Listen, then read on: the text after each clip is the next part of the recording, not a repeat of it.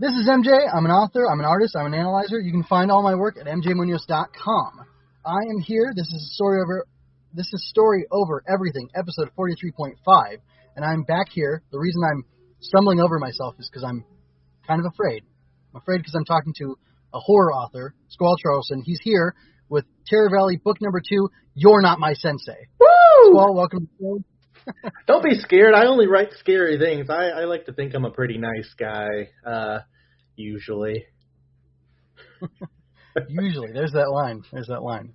So, I'm going to jump right into this and just ask you, what was the inspiration for this book? Do you have any background in martial arts that informed this, or was it just something else?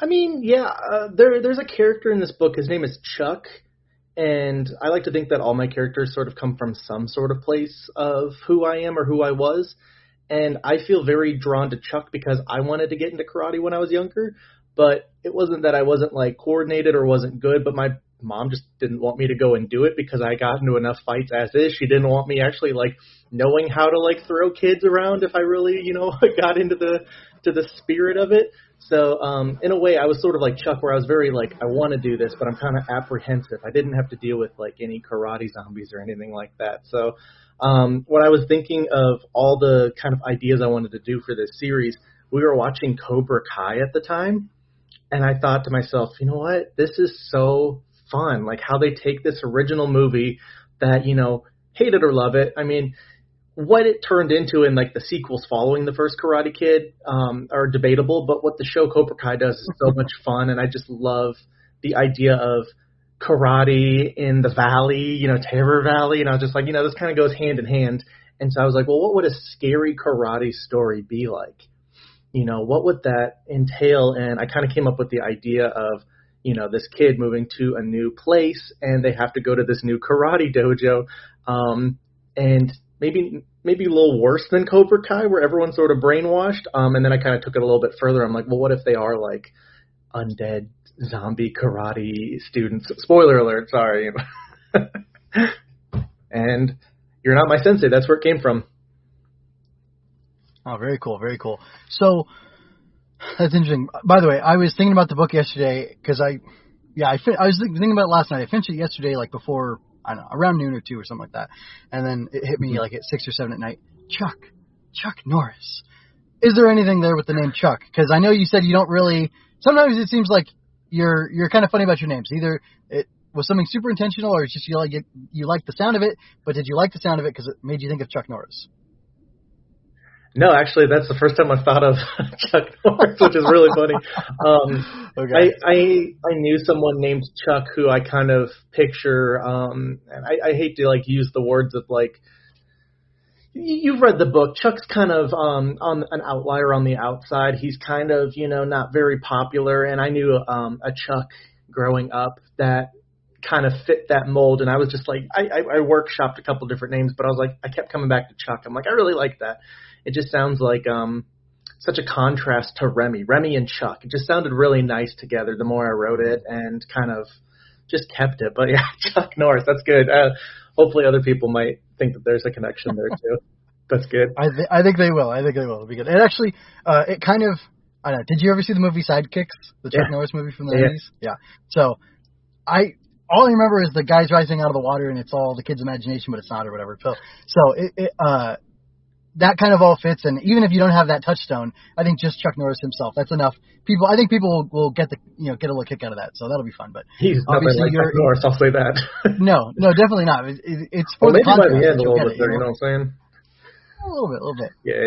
The balding. So the other question I was going to ask is, let me see. Oh, so I don't want to get too much into spoiler territory yet. We'll save it for the end. The last 5 minutes we'll do some hard spoilers. So what is, or rather, so as people may know or may not know, Terror Valley is very much inspired by the Goosebumps. You want to be basically the successor to R.L. Stein, and if you keep working at it, I'm sure you will. So, thank you. Is the transfer student, to quote an anime trope, is the transfer student thing common in R.L. Stein's books at all, or is this something that you've introduced with this? No, and I think you'll find it kind of transcends Goosebumps. Goosebumps, I think, is like the one that we might think about more, just because a lot of these stories involve sort of fish out of water scenarios. Like you're not in your comfortable, normal town, or in your old house or around old friends that you can really pull from. And I think that's what really makes Goosebumps work, is because a lot of the kids in those stories have moved or are experiencing something new, which I know a lot of children go through. Unfortunately, they're moving around all the time. They, have to go to a new school. Like for me, I went to an elementary school and we moved across the city that I lived in. Mm-hmm. And my mom still let me go to that elementary school for like the last 2 years of, then. And then she was like, all right, when middle school happens, we're just going to pivot and you'll go to the middle school with all these kids on the other side of the south of the city that you've never been in school with. And Sure. It was a disaster. So I think like, yeah, I want to do stories like that, but I also want to look at sort of like what wasn't done. Like a lot of kids don't move. A lot of kids, grow up in the same spot that they've been, since they were a baby. They have the same friends. They have the same, people around them their whole lives. And so I want to kind of do like a healthy dose of that. Whereas the first one in School's Out for Never, Freddie kind of experiences something new with his day in, day out familiarity. Whereas Remy has to kind of plunge head first into, a new town, new people, new zombies, a lot of stuff like that sort. But yeah, a lot of Goosebumps do have those sort of stories where it's a new kid or, transfer student of sorts. Right. Yeah, and like I cited the anime trope, like it's great to bring a new kid into a school, and then it's just you get to see the whole world through their eyes and everything, and that's a really good way to do things. But I think I previously pointed out that I like that you went from you started with Freddie, then you went to Remy, so you've got boy girl, and then now you're also seeing you've got its hometown versus new in town, and I really think that's a valuable thing to do, and it's great that you're doing that already. So I look forward to seeing what's different about the next place. I can already guess one thing, and I feel like is the title announced yet? It was at the end of the book, technically. It's right? At the end of the book. It's on the back of the cover. The next title, number 3, is going to be called "This Way to Camp Blood," which is another Goosebumps staple. Is a camp story. He would do one a year that would release in the summer. So I'm going to try to do one that's not quite a camp story, but it takes place in a camp setting, and that's all I'm probably going to say for now. Got it. Okay. Well, I think there's at least one reference or one hint as to what that's going to be in this book, and there may have been one reference to it in the first book as well, right? Yes. It's the very first line in the first book. I took it out intentionally because I didn't want people to read that, and Camp Blood is also sort of has a relation to Friday the 13th series. That's originally what they were going to call that series, was Camp Blood. So I didn't want people to read that first line and be like, oh, he's just trying to, milk this or, cash in on that. So I took that line out. The very first line in the first book was, I stayed up all night, watching a back-to-back horror movie marathon, so no wonder I fell asleep in class. He was watching Camp Blood. We'll just say that. Movie series, got it. Okay. Universe. Okay, very cool. I like that. I like the, is that called vaporware when people make something up that exists in their universe and not outside of it? Like that, like a property or whatever? Maybe. I think it's just like, typical universe building, and I want this all to sort of take place in Anyville, USA, but also like everything is in the exact same sort of location too. So you're not quite sure. But everything in the universe will be in universe, and I might even, future titles cross over some characters that were in older stories and new ones. That's a very cool story. That's a fun potential. So I like that idea. Okay, well that's really cool. Now I have to say, okay. I'm not a horror reader, so this is new territory for me. So thank you for filling me in on that. So let me see. What's the next thing? So the books they were about the same length. Is that accurate to say you basically targeted? Did you target the same length, or you came up with one length for the first book and then you said, I'm going to try to keep them all at this length? I had a goal of 25,000 words, which is about the typical length for one of these, scholastic release middle grade chapter books. And I was aiming for that here too, but I got closer to about 30,000 words because I got to the end and I was just like, oh man, there's so much stuff I want to do right now. And then I went back and revised it. And typically when you revise, like the first one, I took out like 2 or 3 chapters worth of stuff. So it went from like 28,000 down to 25,000. This one, I went from like 26,000 up to like 30,000. Like I was just adding more and more stuff in because I'm like, oh, I want to do this. Oh, I set that up. I should, talk about that here. It was a lot more fun to kind of like go back in from the beginning of this one and sort of set all that up. Like I even went through and like mapped out my entire story beats. I'm holding up some paper here of like my, point to point of this happens, that leads to this, every kind of chapter idea. So I could kind of go through and block where I was. Cause I kind of got into a rut with this one. Whereas in the first book, if I ever wrote myself into a corner or did something really crazy or stupid, I could just reset the day and Freddy's back in his classroom. But with this one, I had to have very specific things happen in order to map out where Remy is or where Remy needed to go. And I would get to certain parts and I'm just like, how do I get her back to like the school, or how do I get her to go here or do this? And so it was a lot of fun to kind of like revise it and restructure it after I'd written like 2/3 of it and finish it off that way. Mm-hmm. That's cool. Yeah, I was thinking about too, everything takes place in the school in the first book, and everything takes place everywhere. There's probably 5 or 6 main locations in for Remy to visit. So like, there's her house, there's the school, there's the dojo, there's kind of the road in between, and then where else? Is there one more location? No, I think that's it. Like just the town, I guess itself would be a location of her, like like on the streets or sidewalks and whatever. Yeah. So from going from 1 to 5. In the school, you can have different rooms and sort of treat that as a different location. But right, that's true. Like the hallways, and in front of the lockers is definitely a set. Like that's a location where a lot of stuff happens. So that's cool. And then you have the the front office? Yeah, the front office, which is in the middle of the school. Which I liked you pointing that out. I had a school that was like that, and it was so stupid. Everybody made fun of it. So I was like, oh, I'm gonna put that in the book. I like that detail. It was good. So. Did you have to? So it's weird. I got like a real familiar and like cozy feeling almost with Freddy going through his day and looping, and it definitely gave me a certain vibe, and I didn't get that vibe here. Not that it wasn't cozy or homey or anything like that, but it was, I don't know, maybe the horror elements of what Freddy went through were like kind of offset by the comedy, so there was a little bit more warmth in there too, and it's like, he almost gets like this, like he has an interesting arc, and he has more of a progression, like with outside, adult. Well, I don't want to spoil anything too much, but like adult people who like advise him, sort of, right? Mm-hmm. So whereas Remy, even though she has people she can count on, she's very much removed from them, and she's very isolated. So again, I like the contrast so far. You've got like this coziness, and then you have this contrast and this isolation that Remy, has to deal with. Did you ever consider like giving her a little more help, or like did you always have in mind that she would be this isolated, or did you kind of play with that and just see what felt right to you?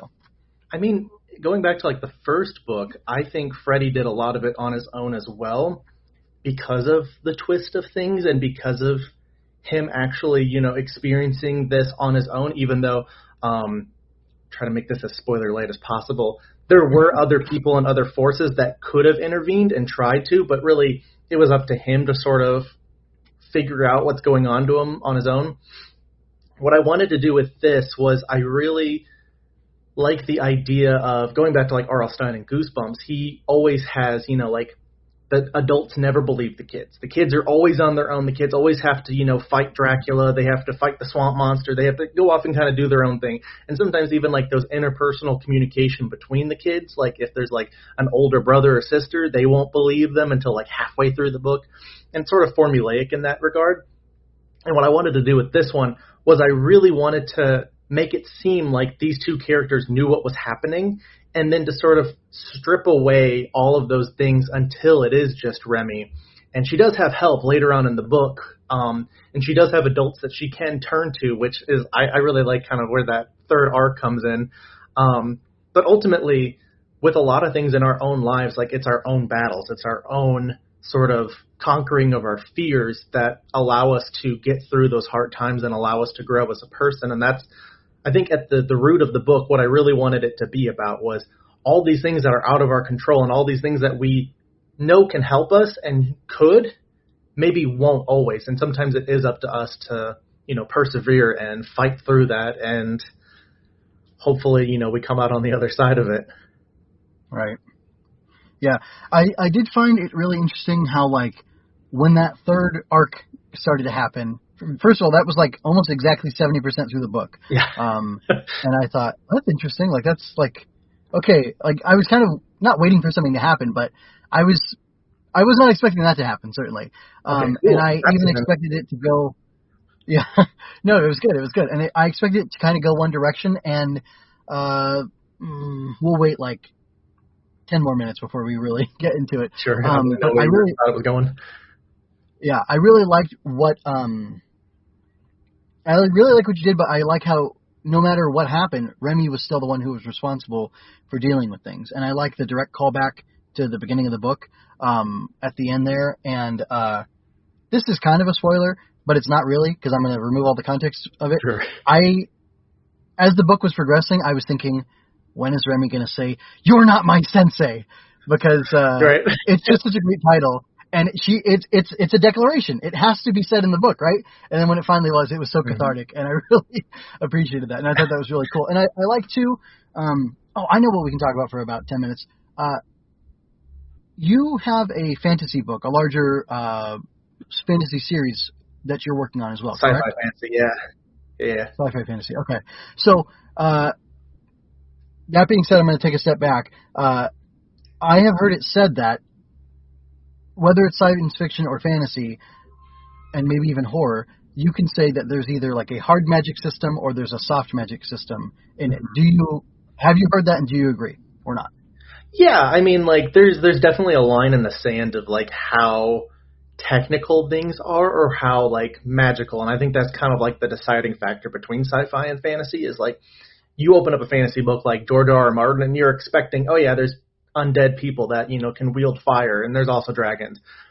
But you open up like an Andy Weir novel who's, talking about a guy stranded on Mars, you expect there to be a lot more realism of like, how is he going to grow potatoes with his own, fecal matter, and just kind of going from that. And I really like the idea of bridging that line between the two, because I think there's not a lot of books that operate on both sides at the same time of, you bring technology back to like, Stone Age or something, and they'll think it's magic. You put somebody that is, you or I in today's day in another universe, and like the stuff that they see as magic, and then kind of walking that line and kind of boiling it down to like, how does that operate? How does that work as both? I think is a fun thing that not a lot of authors I've seen do that. Okay.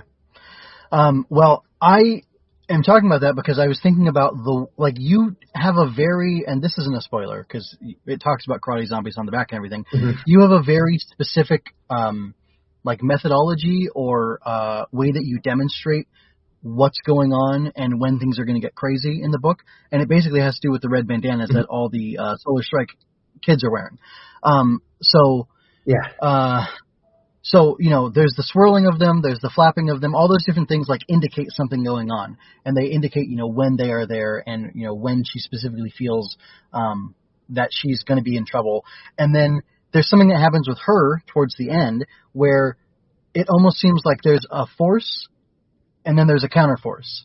And the sensei of Solar Strike is wielding or operating with that force, and then Remy is operating with the opposite force. And but you don't name them. You don't try to over-explain. While there's a very all the rules, all the way that it operates in the world, because it is fantastical. I don't know if you can say horror is magical or horror is fantastical specifically, but the way I'm looking at it, just mechanically, it is, because these are unexplainable things. They're unseen things. They are breaking the normal rules of the world. It's supernatural in origin, but and we don't know what the origins are. Now, you could have, there's a hell machine in Terror Valley that the devil has created in order to reap, like Sailor Moon, right? To suck out terror from the kids or whatever, Yeah. right? But you don't have to do that, and you could argue that would make it a worse series. So you're being consistent and like mechanical and methodical in how you display the way things work, but the way things work is still hidden and wrapped in mystery. And I'm assuming by the fact that you're nodding and making positive noises, that's definitely your intention. Will you ever consider being more technical, being more hard with the magic and with the mystery of what's going on, or is that to you like the key element that you want to play with, that mystery, that vagueness? I mean, that's what makes things scary, I think, is the unknown of how did this happen? How does that work? Like, you watch a serial killer movie, like a slasher, like Scream, for instance, and you know one of these main characters is the killer. Then you just have to figure out, like, how are they getting away with this? How are they doing this? And that's sort of like the appeal of those. And, well, I feel those are more like a mystery genre. I do like the fanatical, you know, like something that can't be quite explained. And I think there's a lot of stories out there that try to explain that, or there are remakes that show you like they over explain it, or they like, you know, try so hard to make it believable. Like you look at like Marvel and DC, for instance. Marvel comics have always been more technical, whereas DC comics have always been kind of more magical. You know, you got Superman flying around. Batman's like the only, you know, outlier of that. But in the movies for Marvel, they do a lot of stuff that DC Comics did really well, where they don't explain it, but then they release more and more movies that kind of, you know, start to explain things more and more, like where did these, you know, Infinity Stones come from? And it's like, it doesn't matter. They're there. This big purple dude's going to use them, and he's going to wipe out half the universe. Get together and go kick his ass, you know, like, why do I need this explained to me? Yeah, explain what they do. That's great. But I feel like as a reader, right, you want to be able to jump into a story where you can connect with the main character and you sort of live through everything through their eyes. And so they're not going to know inherently what these red headbands are doing to the kids.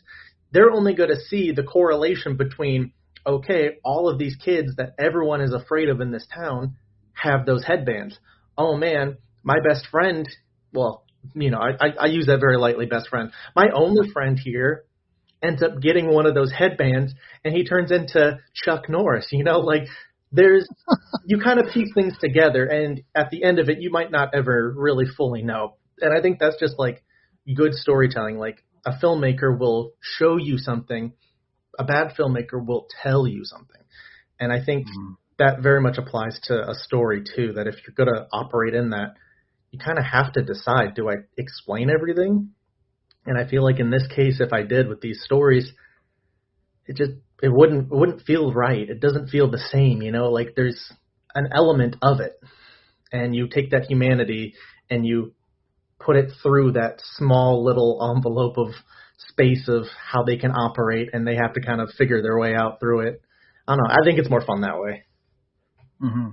So let me ask you something as a writer. Does it save you time to just say, somehow this is happening, I don't really understand it, and I'm just going to move forward and say, how does that affect my main character, and what does that put them through? Is that what you do?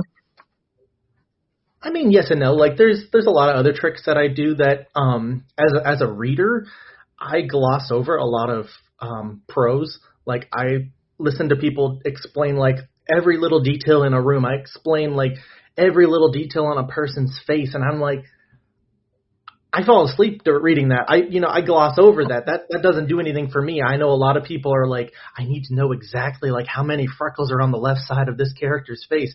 But for me, like there's a character in this book who I describe their hair only because I know later on I'm going to have to re-describe that specific character and the change that happens.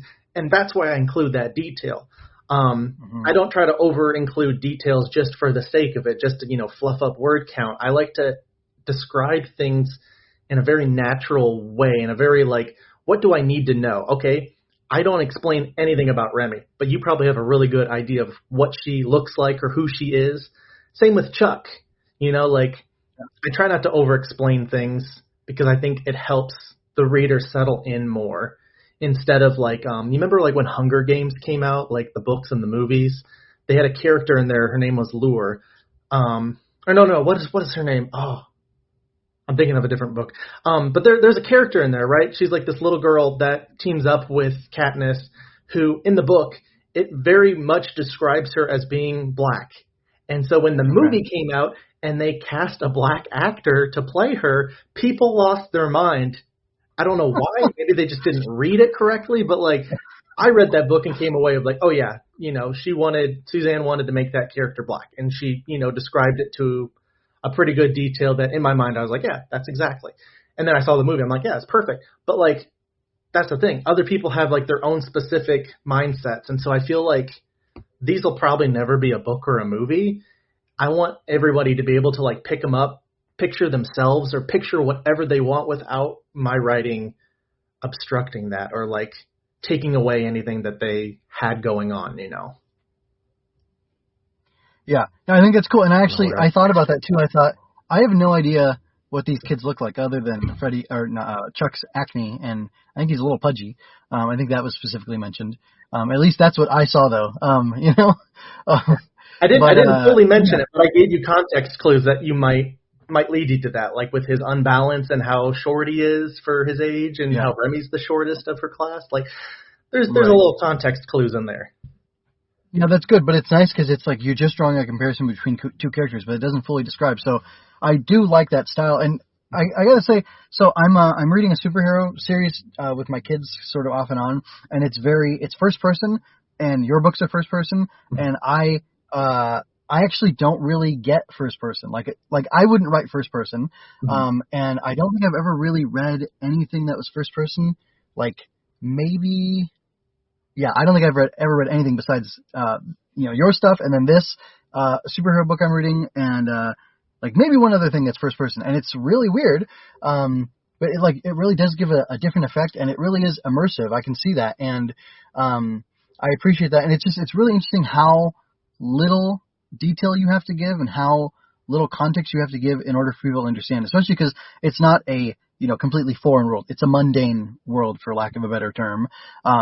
And it's the things that are different in it that stand out, that upset the balance of it, that throw the kid off, and that make it horrific or fantastical. And I think that makes a lot of sense to just like focus in on those things, and it definitely works. So I do like that, and so I guess that's like as a third person limited guy, that's my favorite style of writing. That's what I want to read. That's what I want to write.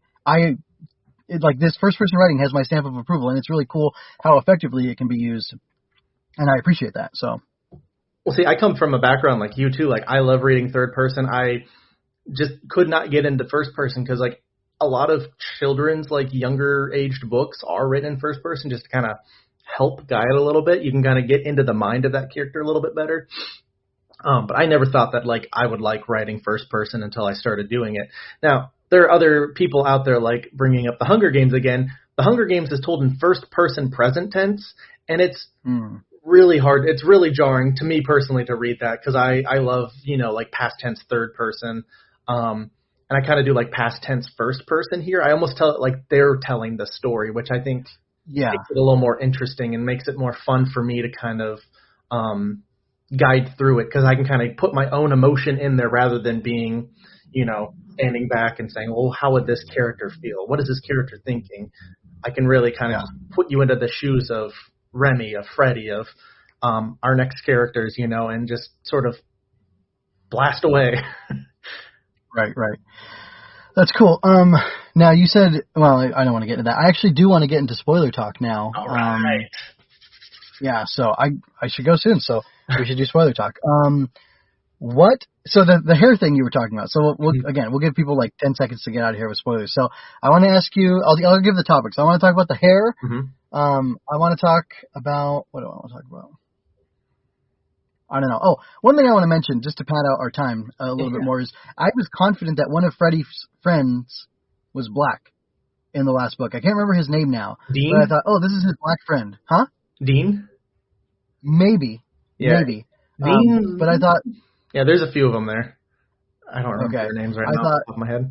I thought that was really cool. And then like over here with these characters, I thought it hit me like, oh, this is really cool because like there's no context on who these people are except for the immediate stuff, and I really appreciate that because like anybody can read it and just feel comfortable with it, and there's like nothing to alienate because it's kind of like you're doing like suburbia, you're doing school, you're doing kid stuff, and that's like a very common, like they call it flyover country for a reason. That's not most of the country. It's rather most of the country isn't urban and isn't big city. Most of it is this small town type of stuff, which is something great because I think most kids, regardless of where they live, their experience is mostly kind of that more small town, quiet, subdued type of thing, even if they're in like a big school with, lots of different grades or whatever. So that's really cool. All right. So now spoilers, major spoilers. So, the hair, that's the toupee, right? Specifically? The two, no, I did two, I guess I described two characters' hairs in this book. The toupee for one of Mr. Flum. And then the boy that stopped Remy from going into school the first day had like darker black hair. Blonde, right? And he's actually blonde after the influence of the sensei washes away. Right. But yeah, so there's the toupee thing, which that was an idea I had as soon as I came up with the idea of the headbands, because I'm like, I bought a headband. I almost wore one for this, but I realized we're just going to do audio. Maybe the other interviews, if you guys watch any others, I'll probably have a headband on. You feel cool. Like the Barbie movie had just come out, and like he has this like wicked purple headband. And originally I wrote the headbands and everything being purple, because in my mind that was sort of the solar strike of it. And then I got the amazing art back, and I was just like, oh man, that red looks so badass. I know people are going to have a problem if it's purple in the book, But so I went through. I changed it all to red, and I'm like, I like this more, I think. Okay. But yeah, so there's the toupee that has the hidden headband underneath, which only one person I was like, kind of like, I have a few friends that I write, like obviously Lauren, who's my editor, my wife, she kind of gets every chapter as I finish it. And so sometimes I'll come out and I'll be like, I finished a chapter. And she's like, okay, read it to me. And I'll read it. And then she'll be like, okay, continue. And I'm like, that's all I wrote. And she's like, well, get back in there. Keep writing. And she didn't even see the toupee thing coming. And I thought I was making it a little too obvious. So I think that one worked really well. But, yeah, fun. Did you, can I ask you a question? Did you get the impression that the kids, the students of Solar Strike Karate, are not just like kids that have been, I want to say like abducted or taken in within like the last year or two, but like over decades? Did you kind of get that? Oh, I did get that. I got that by the end, and then it like threw me off because I thought, well, first question, how old are all these kids, and what are the age ranges, and are they like frozen at that age? And then how are they going to integrate to society? Because it's like, yeah, hey mom, it's I left you in 1987. Come pick me up. Like, how are you going to do that? Right. So I thought that was a cool detail. Yeah, one of the things I really was going to like talk about more was sort of like the disappearance of the families, and like Chuck would kind of be our central character that we would see that start to happen. But then I was like, you know what's scary if I describe it briefly that this is happening and that you don't know. That's the scarier part, is that Principal Cope doesn't know what happens. Everybody else in the town that's aware of it doesn't happen, doesn't know. And all the kids talk about it too, but even they don't know. So I thought that was kind of like more fun to do it that way, more sinister. Yeah. And it is more sinister, but it's also better logistically. Like if you had 30 kids disappear 1 year, that would be nuts. Right. But if it was like one kid every year or whatever for a long time, that's kind of worse in a lot of ways. But it makes it easier to absorb the loss, They almost got Sensei Roberts, but maybe she got out. You don't know. Maybe she pulled a Remy. Right, yeah, and that was weird too. That was a cool thing too. So like, all right, so now we can talk about spoilers about that third arc. So, you have these, you have Sensei Roberts and you have Principal Cope, right? Yep. They come in and they basically help Remy like when she's all out of options and she's basically screwed. By the way, so one of the things that you did, I think, to get Remy to the school was that like Find My iPhone thing that she has paired with her dad so they can find each other. Yep. That was super cool. I thought that was really novel, and I like hearing you talk about it, the way you talked about it. I thought, oh, so Squall just made that up when he had to figure out a way to get her there. But even if you didn't, it's cool because it's like it's not seeded at all, and but it's not like a Deus Ex Machina. It doesn't come out of nowhere. Right. Yeah, it does feel natural, which was great. Well, the problem that I was having that I took like 2-3 weeks off from writing this just because I was getting really frustrated because I had that Principal Cope and her talk about Solar Strike happen inside the school. Like literally right after Howie got beat up by Chuck when Chuck gets fully possessed by the headband. I had that happen in the school, and then the message was like, they are coming, get out of the school. And so then I had her like try to get out of the school, and like I had this whole scene of like Mr. Flum chasing after her, and I was like, wait a minute, but if I want to do like the reveal later, I kind of have to play it, you know, a little more level-headed, because in the last book, I really wanted you to feel like the character you couldn't trust becomes, you know, like your greatest confidant, like your greatest ally in this, and that was the coach. And so I kind of wanted to do that with this. Like, you're like, well, maybe Principal Cope is up to something. Maybe Mr. Flum is gonna, you know, but I'm like, no, it's really what you think it is, to kind of like double get you. But I like had her like getting out of the school, and now I'm like, well, how do I get her dad to the school? Because that's ultimately how she's gonna get to the school. And by the time I rewrote it, I was like, what if she just gets expelled? What if he's just like, yeah, you're out of here? That would immediately send Dad off to the school, and that would immediately get her to go after and find him. And I was like, hey, sometimes it just takes like 3 weeks of, you know, not thinking about it to like have that little eureka moment. And that's kind of where everything came from after her house gets broken into. Yeah. And I fully expected for him to be at the dojo, and for him for her, the final confrontation to be at the dojo, which we do eventually get, which is cool. But I like how it's kind of like two-tiered there. I like how it's two-tiered there. That's good. Yeah, because you do get to go to the dojo for him. But if they have him elsewhere, then, you know, they don't have to worry about anything about another adult getting loose. Or so I was like, okay, yeah. Sorry, continue. Yeah, and then I like how you split up. Cope goes with her dad, and then Remy goes with her sensei, and it's like, okay, well, what's going to happen now? And I like too that Remy like doesn't get what's going on at all. But her sensei, and then like you get the extra reveal. So there's like 3 or 4 reveals in the end game of the book, which is really cool, because it's like, well, where can it go from here? Like, she has to fight the sensei or whatever, and that's the logical conclusion. But how you get to it is really interesting and exciting, and it adds different elements to it. So I did feel like it was a little bit like with the looping, like, okay, so this has happened before, but that's not a bad thing. And but I don't think that should define every book, and I doubt that's your plan. No. But in these instances, to have, you know, this has happened before, and an adult and a kid are going to get paired together, or whatever. It makes sense, and it made it. I liked the history that there was there with her and Sensei Roberts. Well, their history alone, and then Roberts, and then the Solar Strike Sensei. And I think she didn't know. Remy kept from her the name of the school until like things were bad, and then that set her off. And that it almost seems implausible that Cope and Roberts would be there at the same time, but really, if you think about the way it worked out, it makes sense that it would happen. I had to really kind of like break it down and like structure it. I took out a whole chapter where she like left her another message, and I was like, why is she leaving her 2 messages? She should leave her a message approximately 4 to 5 hours before I need her on the scene. Okay, how does that fit her? Then I put it there, you know, like right after she gets expelled, and then sets off everything. Right. So that's really cool. I like how that timed out, and then I like that there's that history there. And again, like going back to the like hard magic, soft magic thing, like something happened before. There are defined rules. We don't necessarily know what they are. Obviously, Remy realized when she tears out Chuck's hair and the headband comes off, that like the headband is some sort of conduit that connects the sensei to the kids. And then I like that extra thing that like, because Remy didn't bow to the sensei in that first, like, was that chapter 2 or 3? It was super early on. Chapter like 7, yeah. Okay. The first time she's in the dojo. Exactly. Oh, no, wait. No, it's the second time. Yeah, I had it originally as the first time, but it's the second time when she goes back and she has to fight Chuck. Okay, that's right. Yeah, it is before fighting Chuck.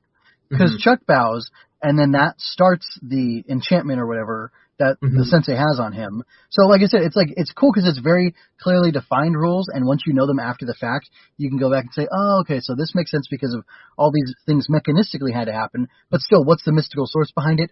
Who knows? Who cares? It creates the horror, and it creates the exciting, twisted nature of the world for Remy to have to go through. So that was cool. Well, the original title was what was the original title? Bow to Your Sensei. And that's what I was going with. And the few people, like the 4 people that I was describing my very, very basic idea of this book before I fleshed it out was like, oh, Napoleon Dynamite. I was like, what? They're like, yeah, there's a character in there that says, bow to your sensei. I was like, oh my God, You're right. I haven't thought about that movie in like 20 years. And yeah, I cannot name it Bow to Your Sensei, even though like that was the main idea I had was these kids bow and then he kind of takes them over. Or he has like, a very faint connection, which he's able to get, I think, just by proximity, which is why Remy hears the voices and why she sees the things she does. But it's Chuck who actively bows and gets that, direct connection that then the headband sort of completes the complete, conversion of his will and his, body over to this force. Right. That makes sense. So, by the way, that's because you have a new MacBook, right? That's what this is? Yeah. Yeah. So I heard somebody else on a podcast talking about they did something and their MacBook did. Yeah, there you go. It's like gestures, right? Yeah. That's hilarious, guys. I'm sorry you didn't see that. Maybe you'll have to go on the next one. It's a cool laser show. Yeah. Speaking of whatever, I was going to say Napoleon Dynamite, but that doesn't work. Anyway, But what's really funny about the title now, You're Not My Sensei, is that I did want that as a line, and I had that actually early on when she first fought Chuck in the dojo. And then as I got closer to the end, I was like, nah, I need to have it at the end. It's got to be like the line before the kill. Is that what they call it? Like before Arnold Schwarzenegger blows up a terrorist, cool off. I wanted that for Remy. I wanted that sort of like cathartic, like you said, moment of it coming full circle. Right. And it needed my favorite one of those there too. Right. My favorite one of those is from Total Recall. Oh yeah. Consider that as a first. Yeah. Oh man, sorry. I went off on a whole thing not too long ago about that, but this is not the time or place for that. But yeah, I mean, so I really liked, and speaking of circling things, I like how her punching the tree is the first thing we see Remy doing really, and calling back to that, and knowing that came from Sensei Roberts, and that she's using it to now defeat the Ghoul Sensei or the Solar Strike Sensei, whatever. That's so cool, and that really works. So I like that bookending effect, and yeah, I just like the bookending effect. I think that's very cool. So that was and it felt really good, and it was nice. So I didn't even plan that. That just kind of came out as I was writing, and then I thought about it a little bit more. So when I went back and did my final revision, I kind of fleshed it out a little bit here and there. But it's with anything in life, like whether you're playing a musical instrument, whether you're writing or practicing karate, every time you practice, every time should always be a learning moment. It should help impact, what you do later with that skill. And I thought it was a fun little, nod to that of her back in her front yard training on punching and taking it out on a portrait. Yeah, no, that was cool. That was cool. And it made me think, I don't remember where I got this from, but maybe I was doing research that a lot of the karate stuff, maybe it was when I was in my little Bruce Lee phase, because I watched a documentary and I wanted to learn all about Bruce Lee and his Jeet Kune Do and everything else. But from what I learned years ago, it was the your kung fu is better than my kung fu is better than your kung fu. These different schools of martial arts, they had mythos and misdirection around them in order to fool people and like make it more mysterious and like almost even like kind of add reputation or like a fear factor to intimidate people to like quell conflict. So like I remember reading about that this one school would teach people how to rip somebody's heart out of their chest, and the way that you do it is you do 100 times a day. You make a claw with your fist or with your hand, and you push forward as hard as you can, and you do it 100 times, and then you do it through you do it in air, then you do it in water, then you do it in sand, then you do it through beans, and you do it through rice or whatever. You scale up until you're doing it through rocks, and then eventually, after doing this for years, you now know how to rip someone's heart out of their chest. And it kind of reminded me of that, her punching the tree, and it gave me a flashback to that I have a touchstone too, and it works on its own independent of that. But I just thought that was a really cool moment. And had you heard anything like that? Oh yeah, that you were calling back to, or not? Yeah, from what I know, a lot of that is just repetition and doing the same thing over and over again. And I also kind of wanted to have a last minute redirect where it's the last point, right? Remy has to win. she's smaller than this guy. He's descending on her, and like my wife, she was like, I thought for sure she was gonna like uppercut him, or like she would like punch him and punch through him, or something would happen. And just the idea of her like doing that movement, yeah, I think it blends in with those sort of teachings very well.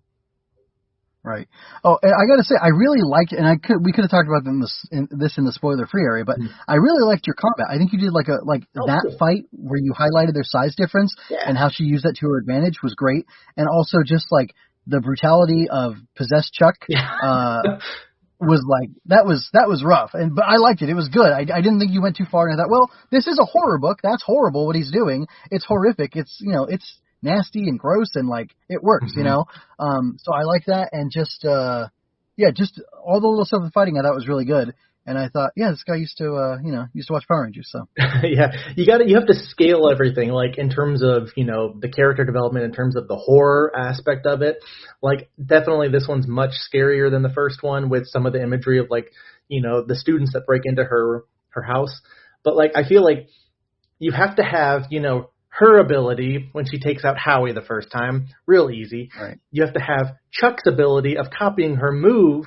You have to have, like Chuck beating her with her own moves. You have to have Chuck, completely annihilating it, so that by the time you do have her in the house and there's like 5 of these other kids that have Chuck-like, power levels, for a lack of a better word, like you feel a lot more scared for her because she already got, beat up by Chuck. Same with like, when she's facing off Flum, that's going to influence how she fights Sensei. But the Sensei obviously is more in control. He's more centered there, and he also doesn't get blindsided by Sensei Roberts, but that's another thing. So I thought that was all really cool, and I think too, I was surprised by the fighting, and I thought, well, this is good because, I'm not sure how hard fighting is to write, but like, if you read The Hobbit, what happens? Bilbo gets knocked out, and then he wakes up. If you read The Horse's Boy, what happens? He gets knocked out and then wakes up after the battle. So it's like, even in the first Harry Potter book, what happens? Harry passes out and he wakes up I think it's the first 3 books, he passes out and wakes up in the hospital, right? So, or like, have you ever read Aragorn? It's easy to do. Like, every chapter he passes out. Oh, yeah. So, it's kind of, it's something easy to do, and the fights are hard to get right, but, I think you did a really good job with them, so that was really cool. So, I think I got to wrap up. Is there any stuff you want to talk about before I let you go? No, I just had a lot of fun writing this one, and the reception so far has been really fun. It's a different type of story, and I think I mentioned in the last one, that we recorded that we weren't able to release, that I want to increase the scare factor with every book, and what I have planned for the next one, there's some cool, weird stuff in it that I want to do that I think might push the lines in a few places, but I'm really excited to get into that, and I just have this fun idea of doing the 3 where you have more science fiction for the first one, more like action for the second one, and then just straight up horror for the third one, and I'm super excited to get into it here. And if you want to check out that or, check out the book, you can always visit us at terrorvalley.com. We're over on Twitter as well as Terror Valley Books, which is like BKS, just because you can't fit as many in the character limit. So you can follow us there. We'll keep it updated. And we're actually doing a fun little thing this holiday season that by the time this goes out, it'll probably be going on. But everybody that buys a book from here on out through the rest of the year, I am going to match that and donate to a local school or library here in the Kansas City area. So check it out. They're fun, and I can't wait to come back and talk about the third book and what you think of that one. Very cool. Yeah, I'm excited to hear what pure horror is going to be like coming from you, because, like I said, I thought, like, the big scary scene in School's Out for Never, the chase, I'll just call it that, the chase, the deadly chase, that was intense. Yeah. And then this book got intense, so I'll be curious to see Squall Unleashed, what that looks like. All I will say is that people are going to die in the most childlike way. Okay. All right, well, that'll be interesting. All right, well, thank you so much, Squall, for your time. I'll have links for everything in the show notes, and I guess that's about it. So thank you, folks, for your time and attention. Until next time, take care. This is MJ signing out, and Squall as well. Thanks for having me on, y'all. Have a good one. Bye. I hope you enjoyed that. Go to mjmunoz.com to leave any questions, comments, or other feedback you might have. There you can find all of my analysis, art, and fiction. I cover books, tokusatsu, comic books, anime, and more. Look around. You're sure to find something else that you'll enjoy as well. This has been a Story Over Everything production.